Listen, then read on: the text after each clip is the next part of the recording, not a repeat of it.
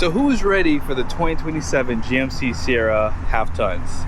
Now, in this video, I did something similar with Chevy, so I'm not going to harp on the exact same things, but I am going to mention the things that everyone complains about. But we do have some good news. There are some updates that they have confirmed for the upcoming GMC Sierra half ton. But before we get into the video, I have to introduce you to somebody. Bro! What's going on? Long time don't see you. I know, right? I think your people miss me. They do miss you, man. They miss that beautiful face. So, we talked about 10 spots, but you already have 8. Only 8 right now. We already got a couple people. It's crazy for the new ones. Dude, that's awesome, yeah. 27's coming up. Yeah, so special pricing, right? Special pricing. Hit Frank up. Text him if you want a spot. Again, like, we don't have any pricing, but again, once the trucks have pricing and he can start putting orders in, he can give you guys the numbers and then you can go from there. So let's go. That's the main reason. And then once you guys decide that's what you want to do, deposit, done. Yeah, just we work with the people, a lot of customers from all over the US. Yeah. So we can do special pricing on ordering. We have connections for shipping. So nice. We can do whatever it takes for heck yeah, dude. Make our customers happy though. So absolutely. We're here for you guys. Thank you, brother. Now, most of you guys know that there's a lot of updates coming for the lineup for the GMC Sierra. Obviously, the new powertrain. So we're gonna get 2 new V8 engines, and the 10-speed will be behind the Turbo Max, as well as a column shifter. So now they're gonna have something which is called the Multi-Pro center console, and that's going to pretty much mirror what you've seen on the Ram trucks and on the Ford truck. So just real quickly, this center console works, but I call this the old school because we have more junk than we would ever need. But it's just nice to be able to have a sliding console with that deep storage. Also, you guys know with the Fords, it does have like a flip out like this, where if you do work on your truck, I do sometimes, you can actually have like a solid surface here too. So that is a good addition to the GMC Sierra. If you're in the market for an AT4, they will now have the availability for 34s. I don't know if it's going to come standard, because you guys know how the manufacturers are. They like to charge more for things like that. So it's very possible the 34s will be an option. Now, the AT4X will have 35s. And that leads me into my next point here. So most of you guys know the Denali and the Ultimate are the ultra luxury trim levels. So most people are probably looking for just that premium feel. And the X is basically a mirror to the Ultimate Denali. However, it would be nice if someone could do a off-road option on a Denali, like the regular Denali at the very least, simply because someone may not want the interior that's found in the AT4s that's upcoming. I know some people have complained about the regular AT4, and I've done videos around maybe GM should do an Ultimate AT4. That way people can get that premium interior, the massage function, the extra speakers, because the new truck's gonna have 16 speakers compared to the 9 speaker Bose found in this truck, or 12 speaker Bose found in the X and Denali Ultimate. So I want to hear from you guys in the comment section. I do like the Kalahari accents in the AT4, but some people don't. Should GM do an off-road package for the Denali trucks, or should they do a AT4 Ultimate? That's a good conversation to have. I think that it would be nice to be able to have another option outside of the X, especially for the HD side of things. The 2500 does hurt a lot of guys. Some people really want the X, but a 3/4 ton just doesn't give enough payload capacity and towing capacity, especially if you get the AEV edition. Let's talk about the twin panel roof. Now, most of you guys know this is the standard sunroof. This is all that's available for these half ton and HD trucks. So for 2027, we're getting a panoramic sunroof. I know a lot of people are happy about that. I don't see that they're going to still do a standard sunroof like this. So that is a really good advantage to the new truck. Now, I will add, I would like to see a place for sunshades, because where do you put your sunshades at in this truck?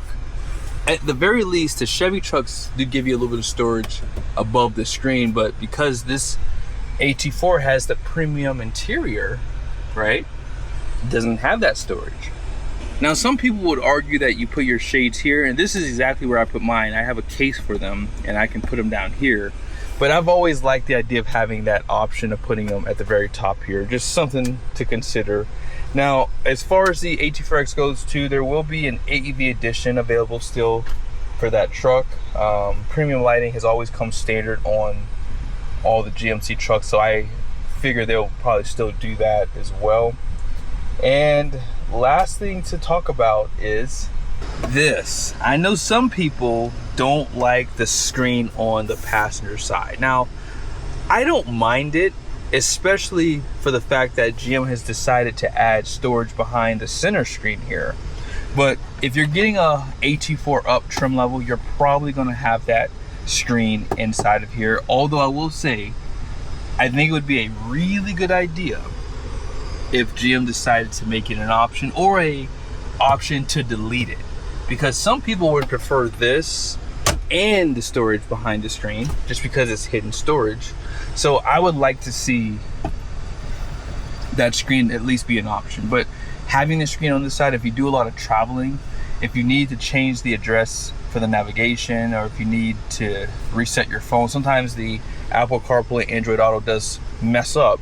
So it's nice to be able to delete it out of the system, put it back in, and that way you don't have to pull over to do that. So that's the benefit of having the passenger screen on this side. Now, here's the big news that we know so far.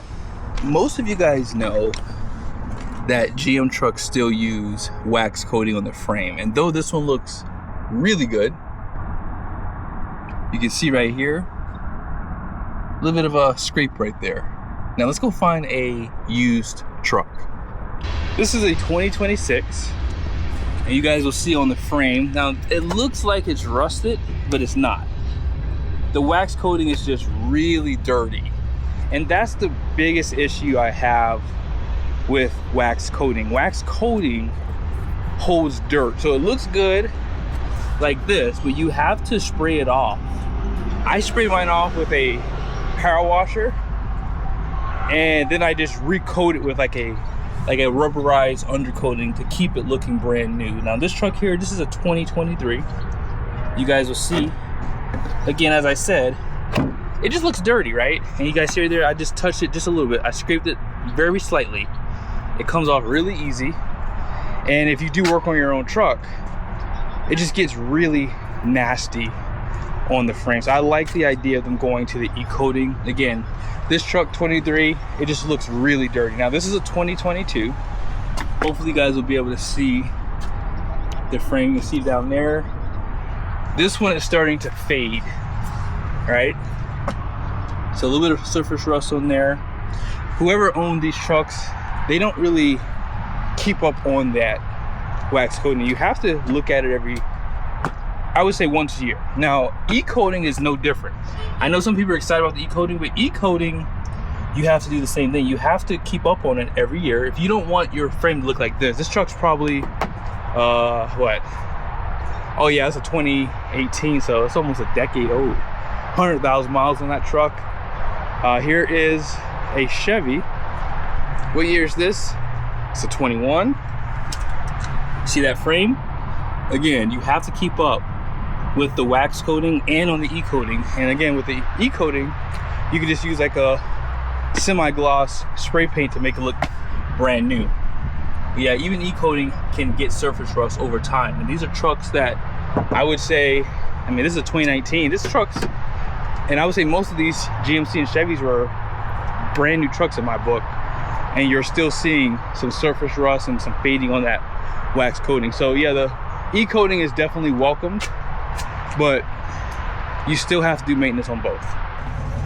Now, I'm pretty sure we're gonna still get the active exhaust when you get the 6.6 liter V8 for 2027. If you get the 6.2, they give you the active exhaust as part of the option. And if you put it in sport mode, it does make it a little bit louder. Now, I know a lot of people have talked about this in the comment section. My Ram truck had this, and Ford trucks have it as well. If you want to turn on the bed lights, it would be nice to see a button back here versus having to go all the way over here, pushing this button here, and that way turning on your lights down here and up there. I would also like to see lights on that side as well. It just doesn't make sense why they've never done that. I think having all of the lights on all the corners just makes a lot of sense. Now, in closing, 24-gallon fuel tank has not been confirmed to be bigger for 2027, but we're most likely going to get a bigger fuel tank. And also seats. I know a lot of people complain about the stiffer seats found on the GM trucks. So I'm pretty sure we're going to get at least a 30-gallon or more. Ram has a 26-gallon tank standard on the half tons, and then you can get a 33-gallon option. Ford has a 36-gallon fuel tank. It comes pretty much standard on like the EcoBoost and I believe the 5-liter Coyote, especially if you get like their trailering packages. Basically, it pretty much gives that to you out of the gate. Toyota has what, like a 31.1 gallon fuel tank. So if they at least go to a 30-gallon, that will be a huge advantage over this 24-gallon. You'll start to see ranges probably at 600-700 miles, especially on the diesel where you can get 24 plus mpg. But I hope this video was helpful. Let me know your guys' thoughts in the comment section. I'm really excited to see the truck. It's still growing on me. I like the GMC. It's just growing on me, and I'm gonna hold my reservation until I see the person. Online, I'm not a huge fan of the exterior, but the interior, it definitely has done a lot more to like really compete better in the marketplace. The Chevy is definitely, like, in my opinion, still at the top of the list for like the exterior, but I think that I think I still might like the GMC Sierra interior just a little bit more based off of some of the features that you can get that you can't on the Chevy.